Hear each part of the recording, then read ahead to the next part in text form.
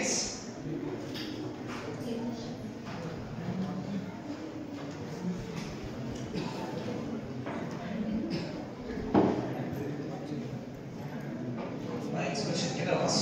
relation relation between current density and conductivity of a conductor.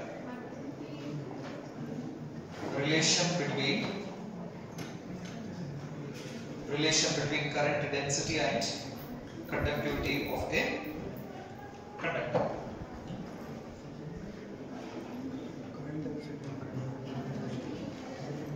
Relation between current density and conductivity of a conductor, or derive the relation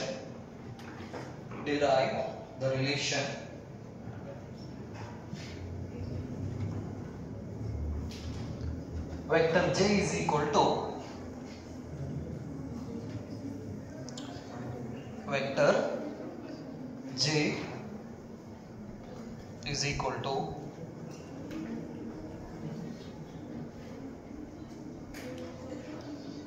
capital E vector capital E into sigma or sigma into capital E. Derive the relation vector J is equal to sigma into vector E.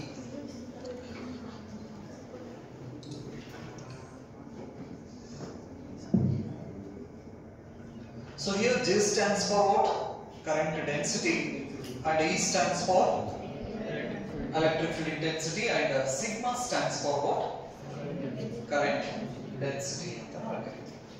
That is the sigma stands for that is conductivity. Current density, electric field intensity, and conductivity.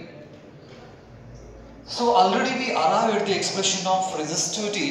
The expression of resistivity is rho is equal to m divided by En E square tau. The SI unit of this resistivity is ohm meter. Next we arrive the expression. One more thing here we have to remember. The reciprocal of this resistivity is called conductivity. So hagadre conductivity andre sigma is equal to 1 divided by rho.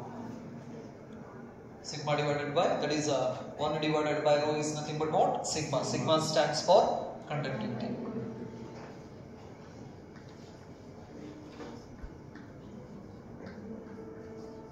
Conductivity. Rho stands for resistivity.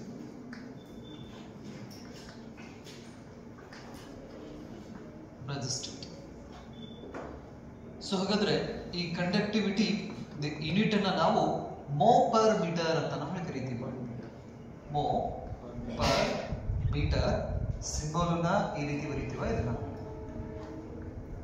mho per meter or Simon per meter ಅಂತ ಕೂಡ ಕರೀತೀವಿ. Simon per meter. ಯಾವುದು ಬರೆದಿದ್ದು conductivity the expression. Next SI unit ನ ಈ ರೀತಿ ನಾವು ಬರೀತೀವಿ. We come across this current density. Current per unit area is called what? Current density. ಈ ಎಕ್ಸ್ಪ್ರೆಷನ್ಸ್ ಕೂಡ ನಾವು ಏನು ಮಾಡಿದ್ದೇವೆ, ಡಿಸ್ಕಷನ್ ಮಾಡಿದ್ದೇವೆ. And electric field, we have the expression of electric field in terms of potential gradient. So second chapter ದಲ್ಲಿ ನಾವು electric field intensity ಮತ್ತು electric potential ಮಧ್ಯೆ ಒಂದು ರಿಲೇಷನ್ಸ್ ಅನ್ನು ನೋಡಿದ್ದೇವೆ. E is equal to dV upon dr. So ಇದಕ್ಕೆ ನಾವು potential gradient ಅಂತ ನಾವು ಕರೀತೀವಿ. ನೆನಪಲ್ಲಿ electric field, this one is the potential difference. dV stands for potential difference and E stands for electric field.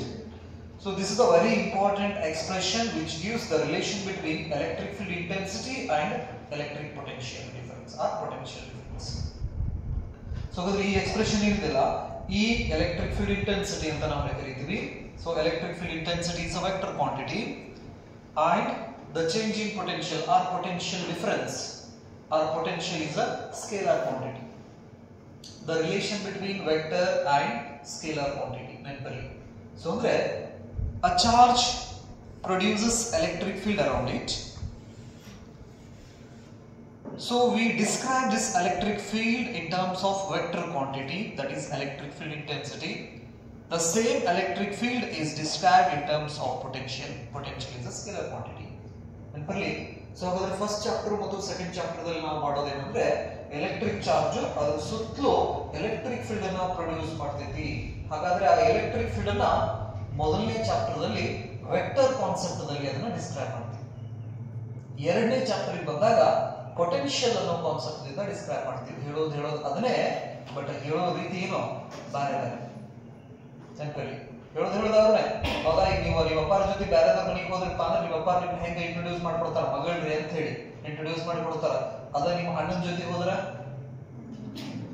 ಏನಂತ ಇಂಟ್ರೊಡ್ಯೂಸ್ ಮಾಡಿಕೊಡ್ತಾರ, ತಂಗಿರಿ ಅಂತ ಹೇಳಿ. ಹೇಳೋದು ನಿನ್ನ ಒಂದ್ಸಾರಿ ಮಗಳು ಹೇಳೋ ರೀತಿ, ಇನ್ನೊಂದ್ಸಾರಿ ತಂಗಿ. ಅದ್ರ ತಮ್ಮನ ಜೊತೆ ಹೋದ್ರೆ ಅಕ್ಕ. ಹೇಳೋದು ನಿನ್ನ ಹೇಳ್ತಿರ್ತಾರ, ಬಟ್ ಹೇಳೋ ರೀತಿ ಏನಾಗಿರ್ತಾವ ಬೇರೆ ಬೇರೆ ಆಗಿರ್ತಾವ. ನೆನಪಿರ್ಲಿ, ಹಂಗೆ ನಾವು ಹೇಳೋದು ಎಲೆಕ್ಟ್ರಿಕ್ ಫೀಲ್ಡ್ ಬಗ್ಗೆನೇ ಹೇಳ್ತೀವಿ. ಹೇಳೋದು ನಾವು ವೆಕ್ಟರ್ ಭಾಷೆಯಲ್ಲಿ ಫಸ್ಟ್ ಚಾಪ್ಟರ್ ದಲ್ಲಿ ಹೇಳಿದ್ರೆ, ಸೆಕೆಂಡ್ ಚಾಪ್ಟರ್ ದಲ್ಲಿ ಸ್ಕೇಲಾರ್ ಭಾಷೆಯಲ್ಲಿ ನಾವು ಅದನ್ನ ಡಿಸ್ಕ್ರೈಬ್ ಮಾಡ್ಕೊತೀವಿ. ರೈಟ್. ಹಾಗಾದ್ರೆ ಇವೆರಡು ಹೇಳೋದು ಎಲೆಕ್ಟ್ರಿಕ್ ಫೀಲ್ಡ್ ಇಲ್ಲ. ಹಾಗಾದ್ರೆ ಇವೆರಡರ ಮಧ್ಯೆ ರಿಲೇಷನ್ ಏನು? That is E is equal to dV upon dr. Right. So ಹಾಗಾದ್ರೆ here dV stands for potential difference and dr stands for what? Length. So ಹಾಗಾಗಿ ಈ ಎಕ್ಸ್ಪ್ರೆಷನ್ ಅನ್ನ ನಾವು E is equal to V divided by L ಕೂಡ ಅಂತ ಬರೀಬಹುದು.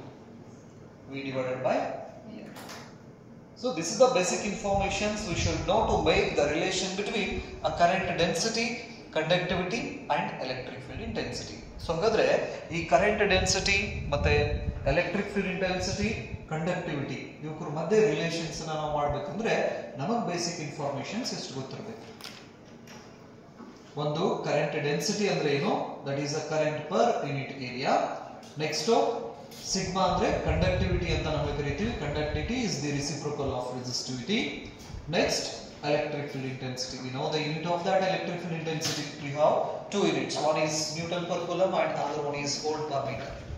Electric field intensity the one chapter dalli ನಾವು unit ಏನು use ಮಾಡ್ತೀವಿ? Newton per coulomb ಅಂತ ಹೇಳ್ತೀವಿ. Newton is a vector quantity, right?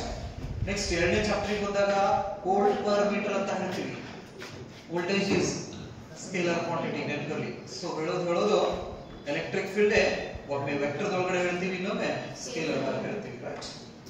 ಅವನಷ್ಟು ಬರ್ಬೇಕಂತ side.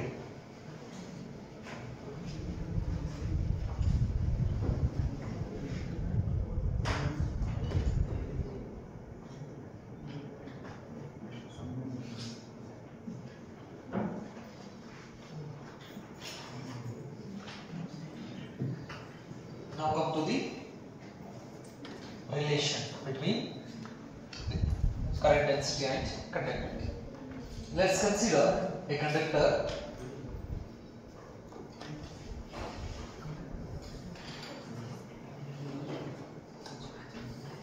in consider madira conductor.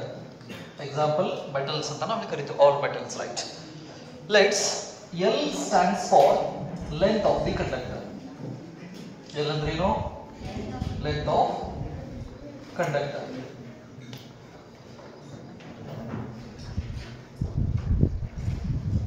Length of conductor, and E stands for area of cross section.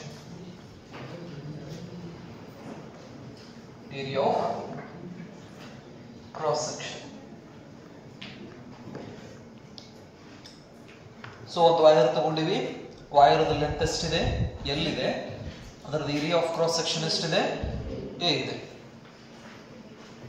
So ಹಾಗಾದ್ರೆ inside this conductor we have a free electrons.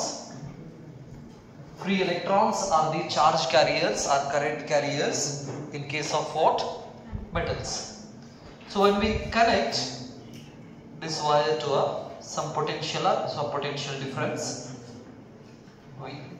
where V stands for what? Potential difference or voltage ಅಂತ ಹೇಳ್ತೀವಿ. ಅಂದ್ರೆ ಈ wire ನಾವು ಏನು ಮಾಡ್ತೀವಿ, ಒಂದು shell ನ ಕನೆಕ್ಟ್ ಮಾಡಿ ಒಂದು ವೋಲ್ಟೇಜ್ ನ ಅಪ್ಲೈ ಮಾಡ್ತೀವಿ. V stands for what? That is the potential or potential difference across the conductor. So when we apply the potential difference across this conductor, so we set an electric field across this conductor. So ಹಾಗಾದ್ರೆ ನಾವು ಇಲ್ಲಿ battery connect ಮಾಡಿದ ತಕ್ಷಣನೇ ಈ conductor ದಲ್ಲಿ ಒಂದು electric field ಅನ್ನು ನಾವು ಏನು ಮಾಡ್ದಂಗೆ ಅಪ್ಲೈ ಮಾಡ್ದಂಗೆ ಆಗ್ತೈತಿ. So ಹಾಗಾದ್ರೆ these free electrons are now inside the electric field set by this cell across this conductor experience a force.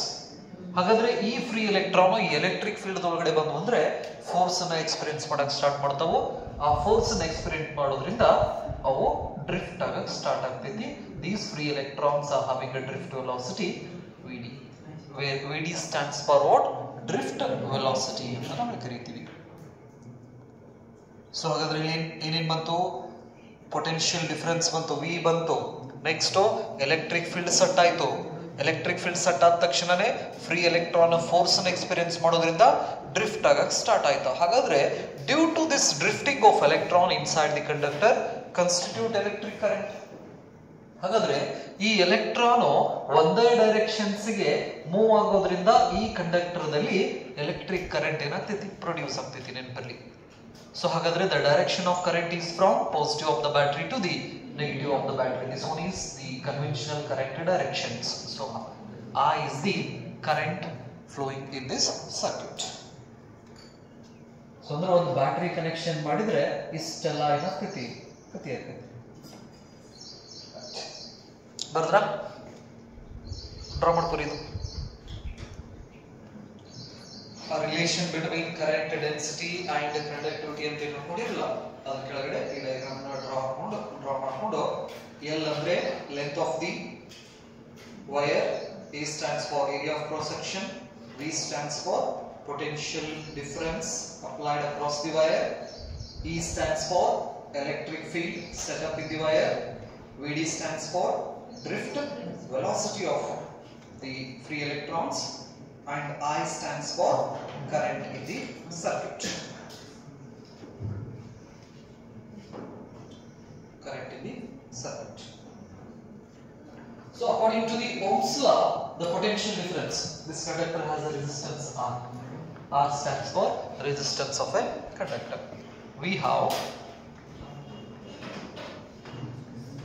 according to Ohm's law, we have the expression of potential V is equal to I into R. With the help of these expressions, we can write the expression of current I is equal to V divided by R. This is equation number 1.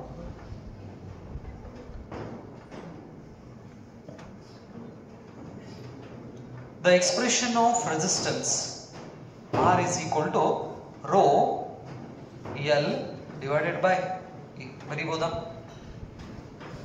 So ಹಾಗಾದ್ರೆ introduce the value of resistance in equation number 1. ಈ resistance value ಏನಿದೆ ಅಲ್ಲ, ಈ equation 1 ದಲ್ಲಿ ನಾವು introduce ಮಾಡಿದ್ರೆ equation 1 becomes ಏನಾಗ್ತೈತೆ ನೋಡ್ರಿ? equation 1 I is equal to V divided by E. ಬರೀಬಹುದಾ? ಸೊ ಹಾಗಾದ್ರೆ ಇದು A ಮೇಲ್ಗಡೆ ಹೋಯ್ತಂದ್ರೆ I is equal to VA divided by rho into L. This is equation number 2. ಈ equation 2 ನೇ ಸ್ವಲ್ಪ ನಾವೇನಪ್ಪ ಅಂತ ಹೇಳಿದ್ರೆ ರೀಅರೇಂಜ್ ಮಾಡಿದ್ರೆ, ಈ I ನ ಈ ಕಡೆ ಶಿಫ್ಟ್ ಮಾಡ್ತೀನಿ. I divided by A is equal to, so ಇಲ್ಲಿ ಏನು ಉಳಿತೈತಿ? A ಈ ಕಡೆ ಬಂದ್ರೆ V divided by rho L. So ಹಾಗಾದ್ರೆ ಇದನ್ನ 1 divided by rho ಅಂತ ಹೇಳ್ತೀನಿ, ಸಪರೇಟ್ ಮಾಡ್ಕೋತೀನಿ. Next this is V divided by L ಅಂತ ಹೇಳಿ ಬರೀತೀನಿ. This is equation number 3.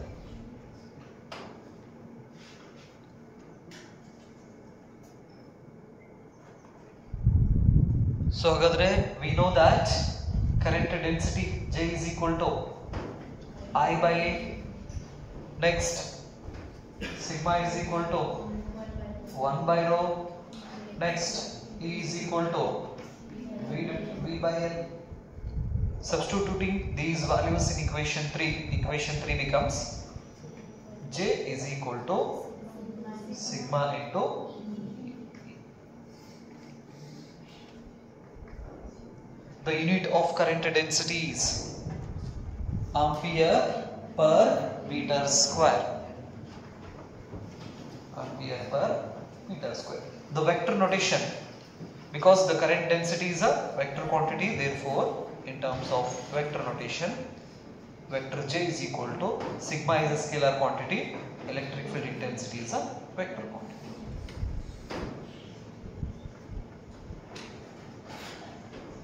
Therefore, the direction of this current density is same as the direction of electric field set up across that conductor.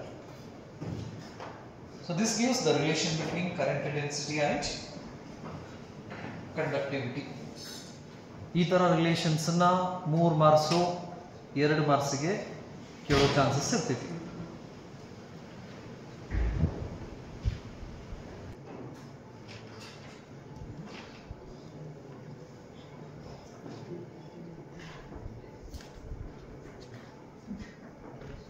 Next heading, expression for conductivity. Expression for conductivity of a material. Expression for conductivity of a material in terms of relaxation time. In terms of relaxation time. In terms of relaxation time. In terms of relaxation time. Expression for conductivity. Expression for conductivity of a material in terms of relaxation time. In terms of relaxation time. So ಇದು 5 marks 3 marks ಗೆ repeatedly ಕೇಳಿರೋ derivations or relations are expression for conductivity of a material in terms of relaxation time. So ಇಲ್ಲಿ conductivity ಅಂತ ಏನಿದೆಯಲ್ಲ, ನಾವು conductivity expressions ನಿಂದ resistivity expressions ಕೂಡ derive ಮಾಡಬಹುದು. ಹಾಗಾಗಿ ಒಂದೇ ಡೆರಿವೇಶನ್ 2 ಕಾನ್ಸೆಪ್ಟ್ ಅನ್ನ ಏನ್ ಮಾಡ್ತಿತ್ತು ನಮಗೆ ಹೇಳ್ಕೊಡ್ತಿತ್ತು. ಒಂದು ಕಂಡಕ್ಟಿವಿಟಿ ಎಕ್ಸ್ಪ್ರೆಷನ್, ಇನ್ನೊಂದು ರೆಸಿಸ್ಟಿವಿಟಿ ಎಕ್ಸ್ಪ್ರೆಷನ್ಸ್. ಅಂದ್ರೆ ಅವರು derive the relations between what the resistivity in terms of relaxation timer ಅನ್ಬೋದು, ಅಥವಾ express the conductivity in terms of relaxation timer ಅನ್ಬೋದು. ಅಂದ್ರೆ ಕಂಡಕ್ಟಿವಿಟಿನಾರ ಕೇಳಿ ಅವರು ರೆಸಿಸ್ಟಿವಿಟಿನಾರ ಕೇಳಿ ಮಾಡೋದು ಇದರ ಡೆರಿವೇಶನ್. ಫೈನಲ್ ರಿಸಲ್ಟ್ಸ್ ನ ನಾವು ಕಂಡಕ್ಟಿವಿಟಿ ಬಂತಂದ್ರೆ ಕಂಡಕ್ಟಿವಿಟಿ ಬರೀತೀವಿ, ರೆಸಿಸ್ಟಿವಿಟಿ ಬಂತಂದ್ರೆ ರೆಸಿಸ್ಟಿವಿಟಿ ಬರೀತೀವಿ. ನೆನಪಲ್ಲಿ ರೈಟ್. ಸೊ ಹಾಗಾದ್ರೆ let's consider the conductor. Relation between current density and ಕಂಡಕ್ಟಿವಿಟಿಗೆ ನಾವು ಡಯಾಗ್ರಾಮ್ ಹಾಕಿದ್ವಲ್ಲ, ಅದೇ ಡಯಾಗ್ರಾಮ್ ನ ರಿಪೀಟ್ ಮಾಡ್ರಿ. L stands for length of the conductor and A stands for area of cross section. When we apply the electric current, that is some potential across this conductor, when we apply the potential difference across this conductor, the current starts to flow from positive of the battery to negative of the battery, and these free electron drifts opposite to this external electric field, and these electrons are having a drift velocity v.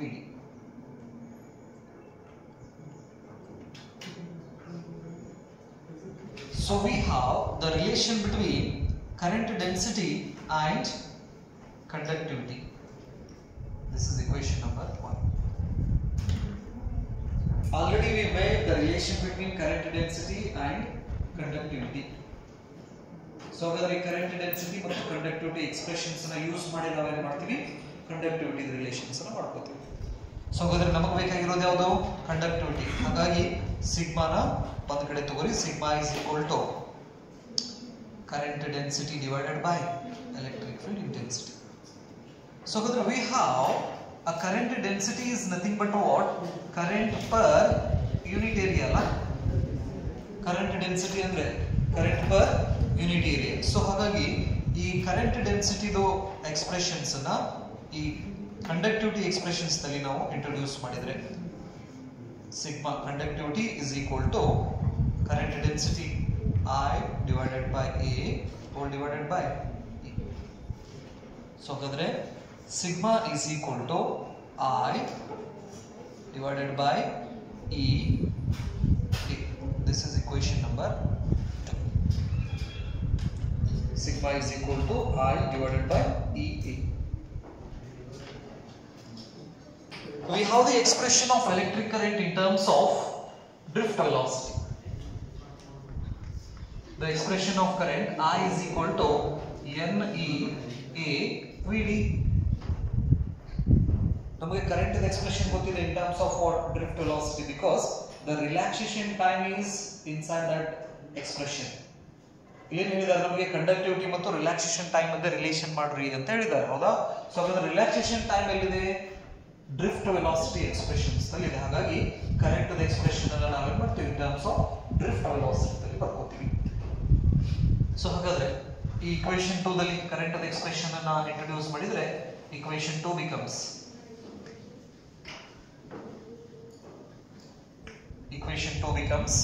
that is conductivity is equal to NEA VD divided by E into A.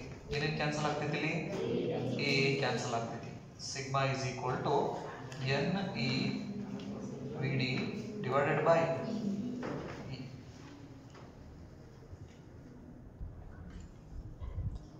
So hagadre we have the expression of drift velocity. Drift velocity is equal to ಏನು ಬರೀತೀರಾ? small e capital E tau divided by m. That negative sign indicates what? Opposite. Drift velocity is opposite to the electric field ಅಂತ ಹೇಳ್ತೀವಿ. So ಹಾಗಾದ್ರೆ ಈಗ drift velocity expression ಅನ್ನ ಈ conductivity expressions ನಲ್ಲಿ ನಾವು introduce ಮಾಡಿದ್ರೆ VD ಇದ್ದ ಜಾಗದೊಳಗಡೆ ಇದನ್ನ ನಾವು ತುಂಬಿದ್ರೆ ಏನಾಗ್ತೈತೆ ನೋಡ್ರಿ, ಇದು sigma is equal to NEE into small e capital E tau divided by m. ಏನೇನು ಕ್ಯಾನ್ಸಲ್ ಆಕೈತಿ? E ಕ್ಯಾನ್ಸಲ್ ಆಯ್ತು. ಸೊ ಹಾಗಾದ್ರೆ sigma is equal to N E into E is E square tau divided by m. So this is the final expression of conductivity. The SI unit of this conductivity is Simon per meter or mho per meter ಕೂಡ ಅಂತ ನಾವು ಕರಿತೀವಿ. So here sigma stands for conductivity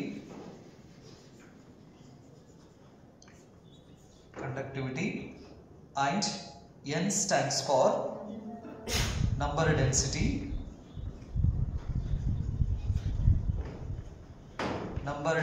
of charge carriers or current carriers or free electrons in this case. Free electrons. ಇದನ್ನು ನಾವು number of free electrons per unit value ಕೂಡ ಅಂತ ನಾವು ಕರಿತೀವಿ. n ಅಂದ್ರೆ ಸೊ ಅದು ಸ್ಮಾಲ್ ಯೂನಿಟ್ ವ್ಯಾಲ್ಯೂದಲ್ಲಿ ಇರತಕ್ಕಂತ free ಎಲೆಕ್ಟ್ರಾನ್ಗಳ ಸಂಖ್ಯೆಯನ್ನು ನಾವು n ಅಂತ ಕನ್ಸಿಡರ್ ಮಾಡ್ಕೊತೀವಿ. ಹಾಗಾಗಿ number of free electrons per unit value ಯಾವುದನ್ನ ಈ number density. Next m stands for mass of an electron. Mass of an electron and its value is 9.1 into 10 to the power minus 31 kg. And E stands for charge on an electron. Charge on an electron and its value is 1.6 into 10 to the power minus 19 coulomb.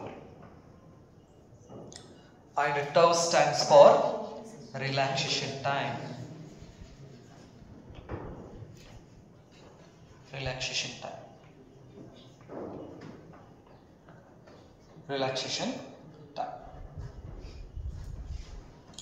So ಹಾಗಾದ್ರೆ conductivity expression ಅನ್ನ ಕೇಳಿದ್ರೆ ನಾವು ಇಲ್ಲಿಗೆ stop ಮಾಡ್ತೀವಿ. ಅದು resistivity ಕೇಳಿದ್ರೆ ಮುಂದೆ ಇದನ್ನೇ ರೆಸಿಸ್ಟಿವಿಟಿ ಕೇಳಿದ್ರೆ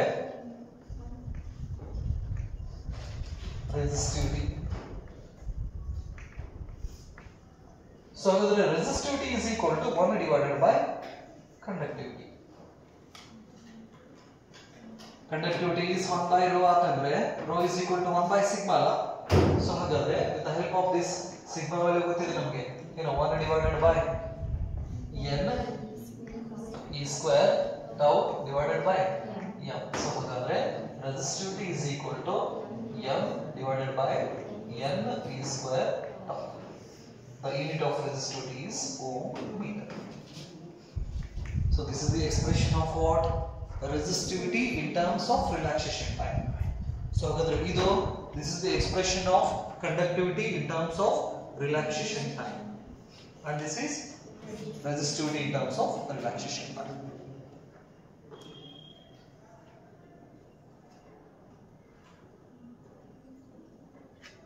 So just observe the expression of conductivity.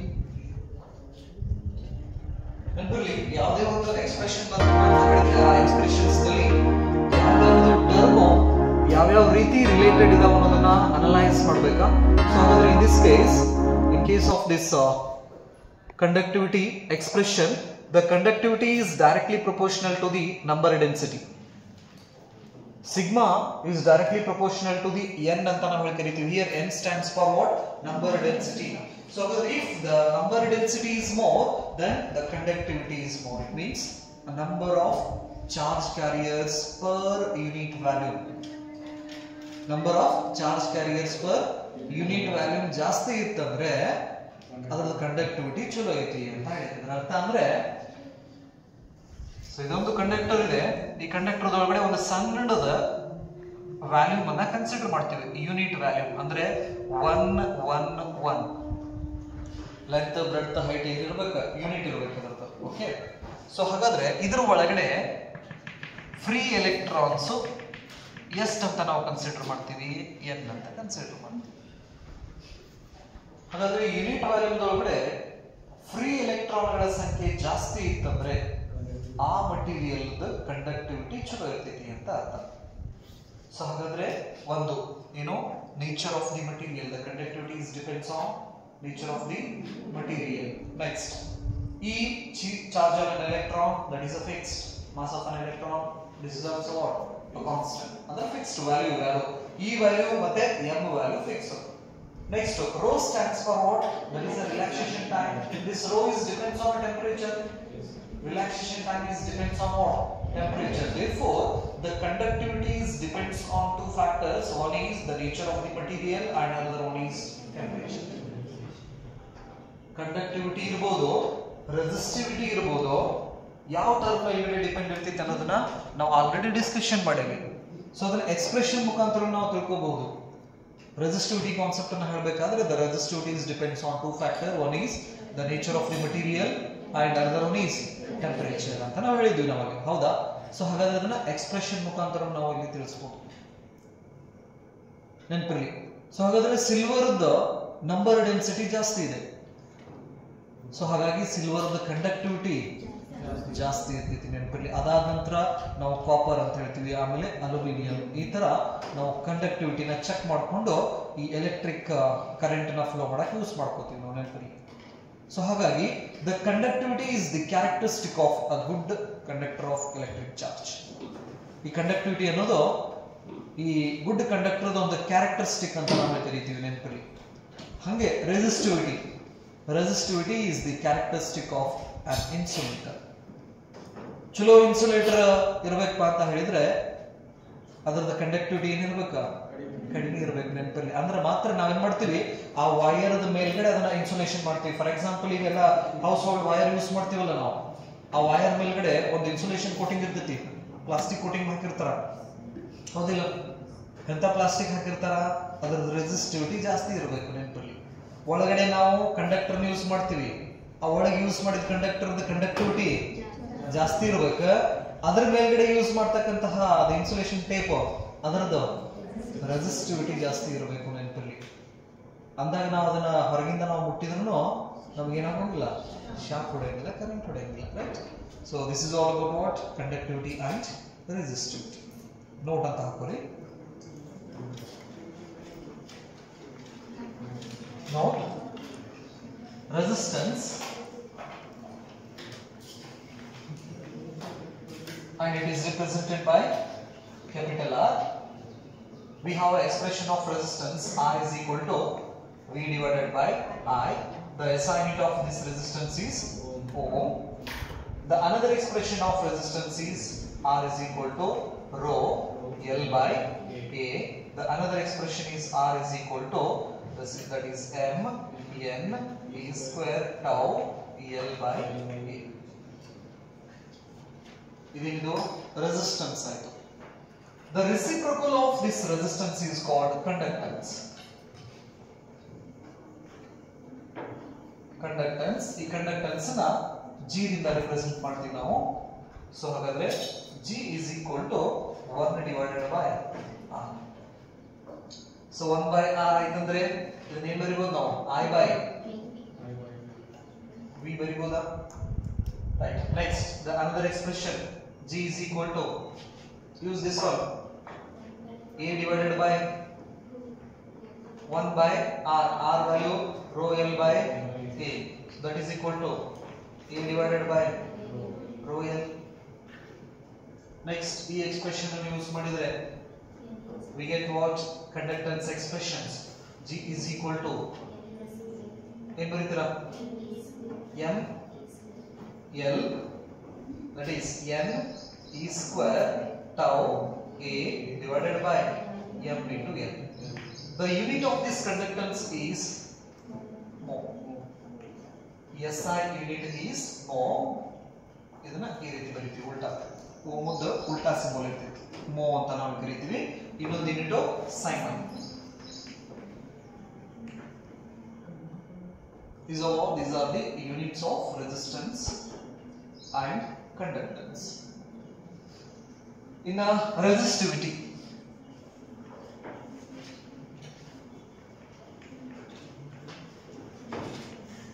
resistivity na ನಾವು rho ದಿಂದ represent ಮಾಡ್ತೀವಿ.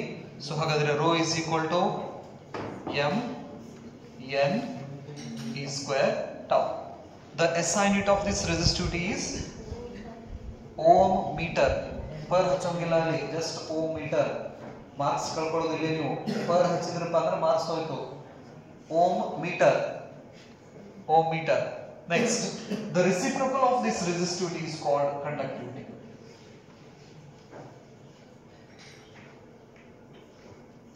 Conductivity ಇದನ್ನ ನಾವು ಸಿಗ್ಮಾ ದಿಂದ ರೆಪ್ರೆಸೆಂಟ್ ಮಾಡ್ತೀವಿ. ಸೊ ಹಾಗಾದ್ರೆ sigma is equal to n e square tau divided by m. The unit is mho per meter. Simon per meter. These are what? These are the units of resistivity and conductivity. So hagadre the resistivity is the property of a good insulator and conductivity is the property or characteristic of a good conductor anta navu ಕರೀತೀವಿ. ನೆನಪಿರಲಿ. So ಹಾಗಾದ್ರೆ ಎಲೆಕ್ಟ್ರಿಸಿಟಿನ ನಾವು flow ಮಾಡಬೇಕು ಅಂತ ಹೇಳಿದ್ರೆ ಅದರ conductivity ಏನಿರಬೇಕು? ಜಾಸ್ತಿ ಇರಬೇಕು. ನೆನಪಿರಲಿ. ರೆಸಿಸ್ಟಿವಿಟಿ ಕಡಿಮೆ ಇರಬೇಕು.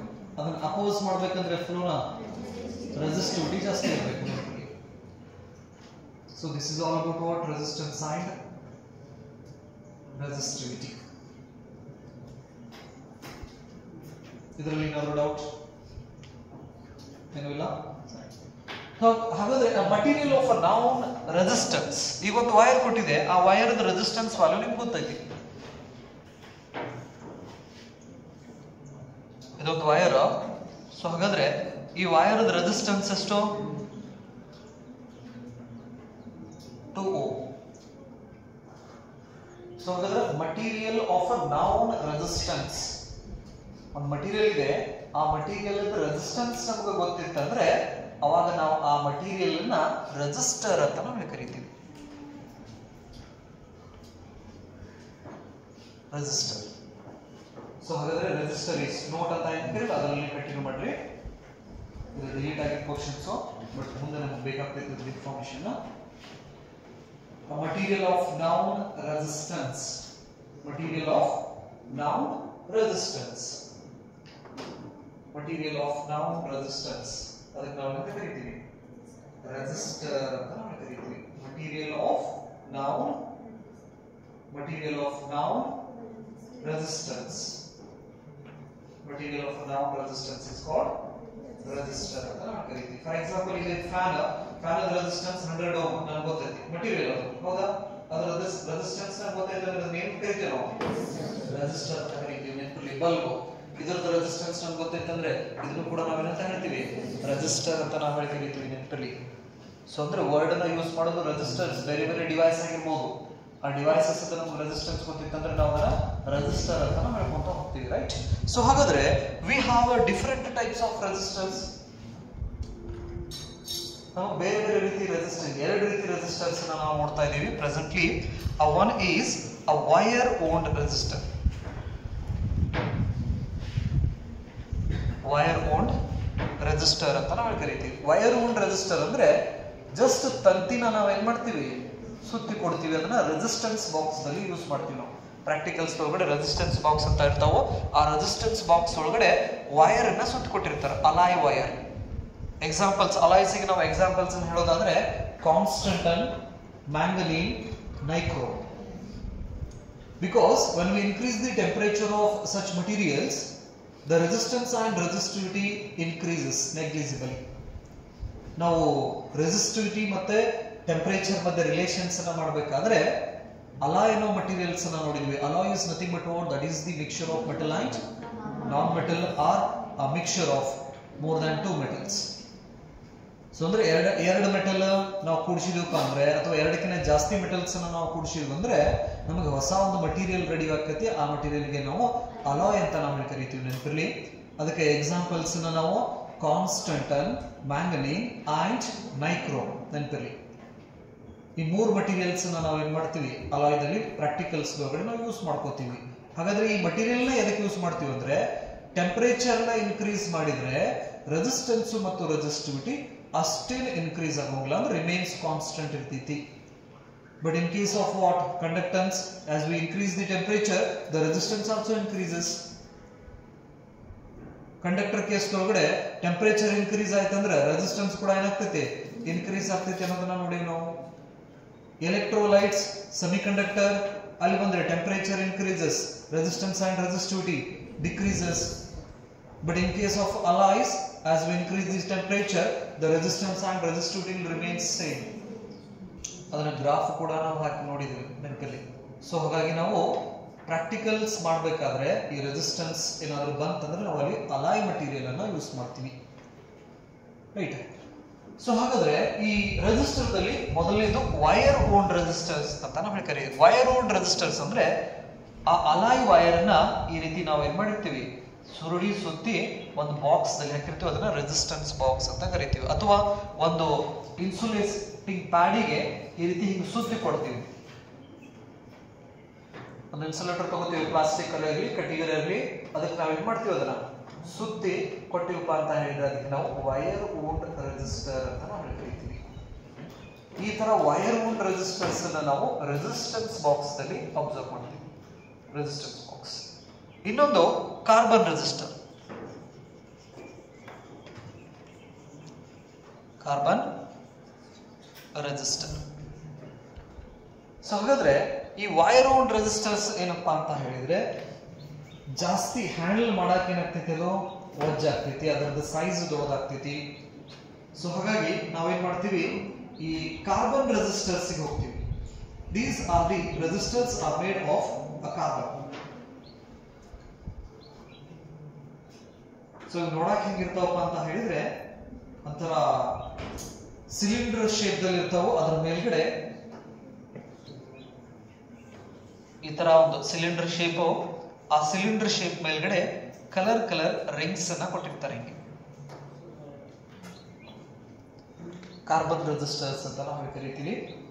ಈ ಎಲ್ಲಾ ಎಲೆಕ್ಟ್ರಿಕಲ್ ಸರ್ಕ್ಯೂಟ್ಸ್ ಒಳಗಡೆನೂ ಈ ತರ ರೆಸಿಸ್ಟರ್ಸ್ ಅನ್ನ ನಾವು ನೋಡ್ತೀವಿ. ಈ ತರ ಇರ್ತೈತಿ, ಅಥವಾ ಅದ್ರ ಶೇಪ್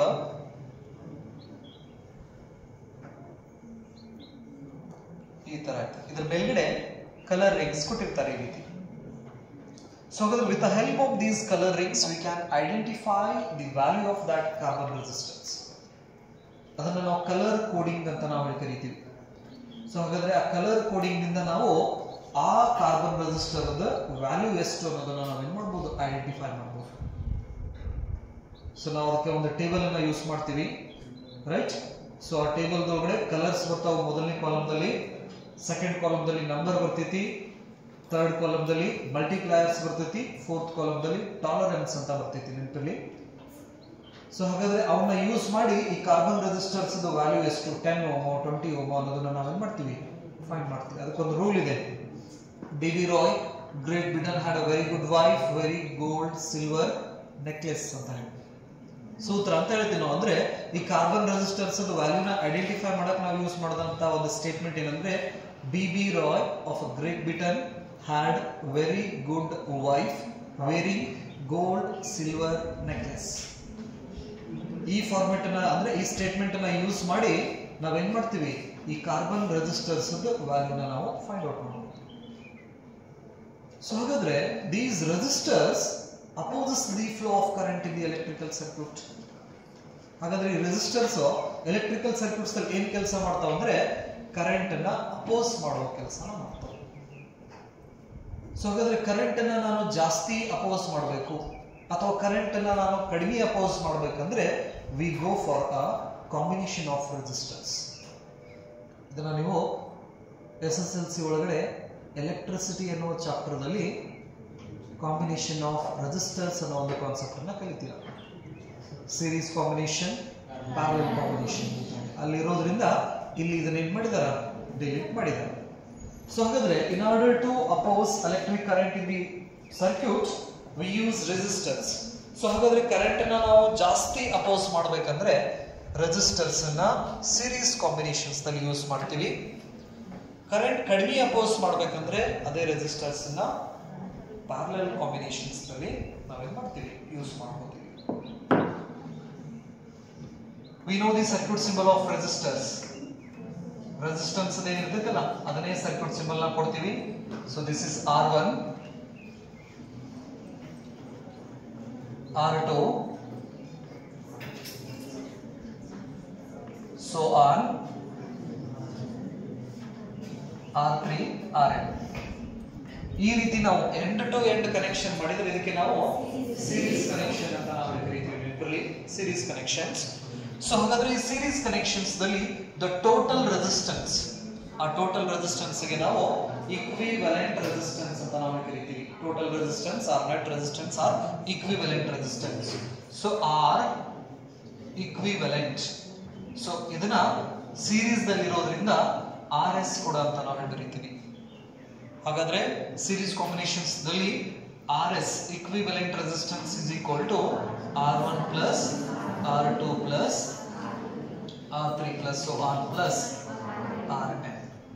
ಇದೇನಿದು ಡಿಫರೆಂಟ್ ರೆಸಿಸ್ಟೆನ್ಸ್ ಇತ್ತು ಅಂದ್ರೆ ಏನಿದ್ರೆ ಆ ರೆಸಿಸ್ಟರ್ಸ್ ವ್ಯಾಲ್ಯೂ ಡಿಫರೆಂಟ್ ಇತ್ತಂದ್ರೆ ಈ ಫಾರ್ಮುಲಾನ ಯೂಸ್ ಮಾಡ್ತೀವಿ.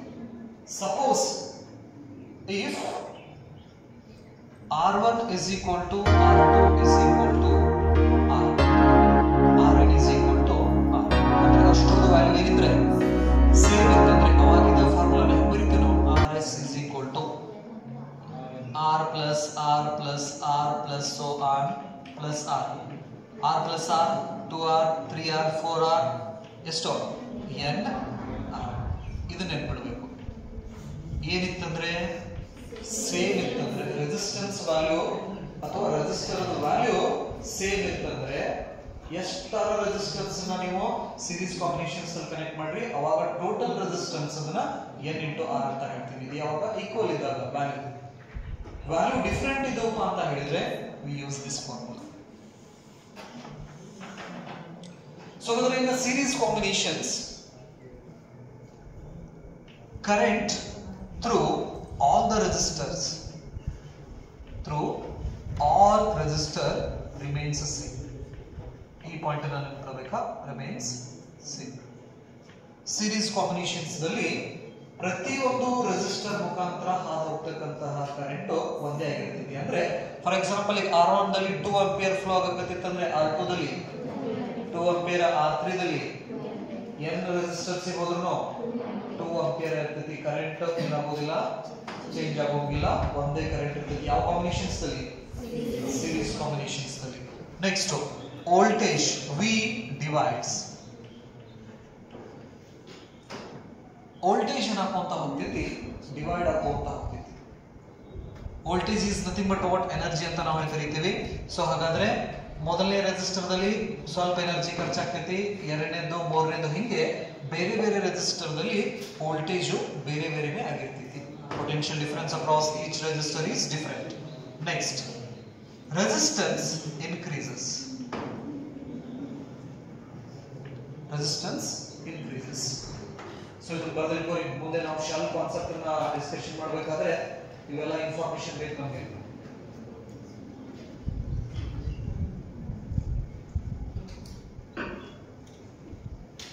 So in series combination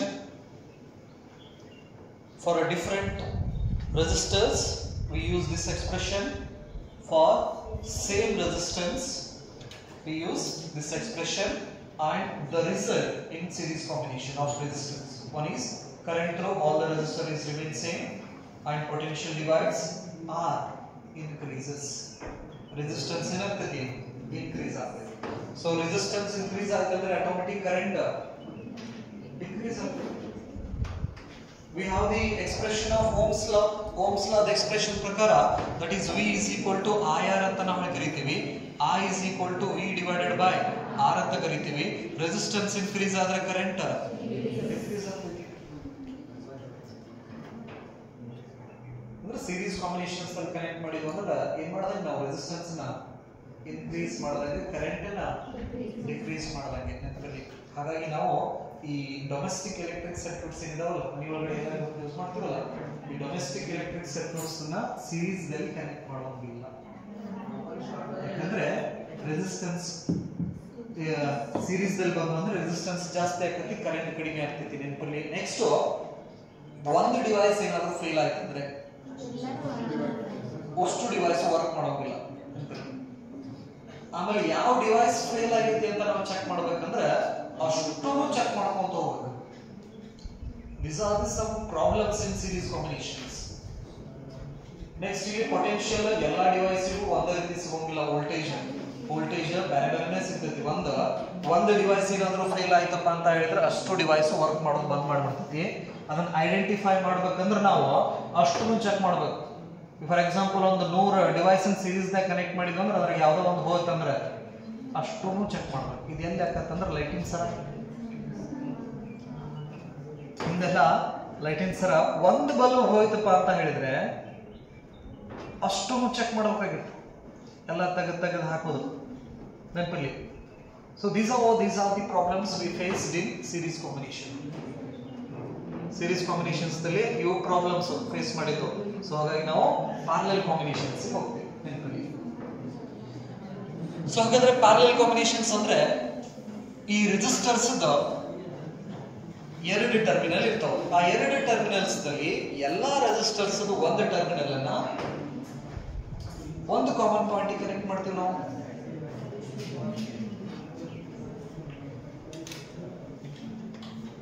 so ಹಾಗಾದ್ರೆ ಇಲ್ಲಿಂದ ಒಂದು ಕಾಮನ್ ಪಾಯಿಂಟ್ ಗೆ ನಾವು ಈ ರೀತಿ ಒಂದು ಟರ್ಮಿನಲ್ ಅನ್ನ ಕನೆಕ್ಟ್ ಮಾಡೋದು. ನೆಕ್ಸ್ಟ್ ಇನ್ನೊಂದು ಟರ್ಮಿನಲ್ ಗೆ ಇನ್ನೊಂದು ಟರ್ಮಿನಲ್ ಏನಿದಾವಲ್ಲ ರೆಸಿಸ್ಟರ್ಸ್ ಅದನ್ನ ಕನೆಕ್ಟ್ ಮಾಡೋದು. ಈ ರೀತಿ ಕನೆಕ್ಷನ್ ಮಾಡಿದ್ರೆ ಇದಕ್ಕೆ ನಾವೇನಂತ ಕರಿತೀವಿ? ಪ್ಯಾರಲಲ್ ಕನೆಕ್ಷನ್ ಅಂತ ಕರಿತೀವಿ.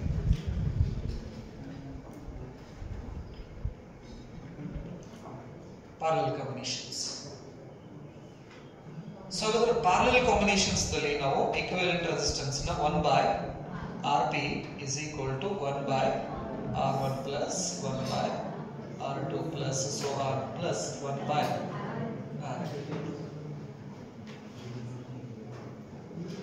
ಇದೇನಿದು ರೆಸಿಸ್ಟೆನ್ಸ್ ವ್ಯಾಲ್ಯೂ ಡಿಫರೆಂಟ್ ಇದ್ರೆ, ಅದೇ ರೆಸಿಸ್ಟೆನ್ಸ್ ವ್ಯಾಲ್ಯೂ ಏನಿದ್ರೆ ಸೇಮ್ ಇತ್ತಂದ್ರೆ ಫಾರ್ 2 ರೆಸಿಸ್ಟರ್ಸ್, ಎರಡು ರೆಸಿಸ್ಟರ್ಸ್ ನಾವು ತಗೊಂಡ್ರೆ 1/Rp is equal to 1/R1 plus 1/R2.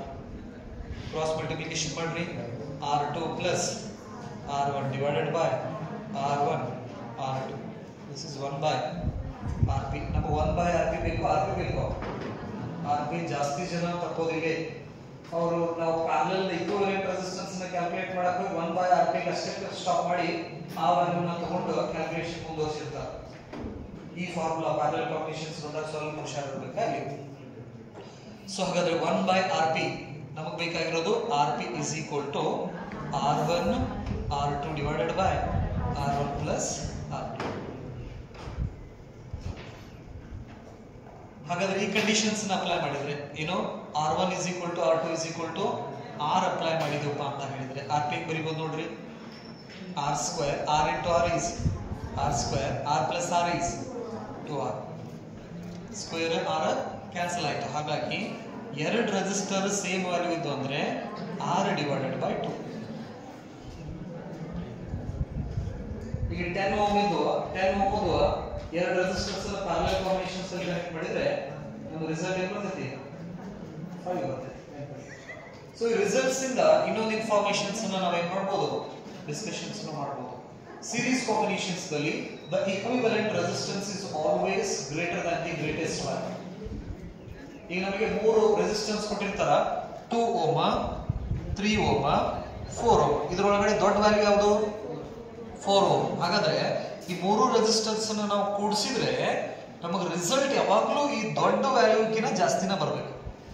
ಬರ್ತದೆ 2 plus 3 plus 4 9 ನಾಲ್ಕಕ್ಕಿಂತ ದೊಡ್ಡದು ಸಣ್ಣದು ದೊಡ್ಡದು. ಹಾಗಾಗಿ in series combination the equivalent resistance is always greater than the greatest value in the given combination. ಇದು ಸೀರೀಸ್. ಇಲ್ಲಿ ಬರೋಣ ಪ್ಯಾರಲಲ್ ಗೆ. ಸೊ ಹಾಗಾದ್ರೆ R/2 ಇದು ಎರಡು ರೆಸಿಸ್ಟರ್ ಗೆ ಆಯ್ತು. n ರೆಸಿಸ್ಟರ್ ಗೆ ಫಾರ್ n ರೆಸಿಸ್ಟರ್ಸ್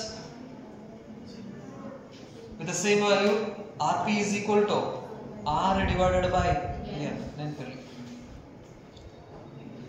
ಇದು ಪ್ಯಾರಲಲ್ ಕಾಂಬಿನೇಷನ್ಸ್.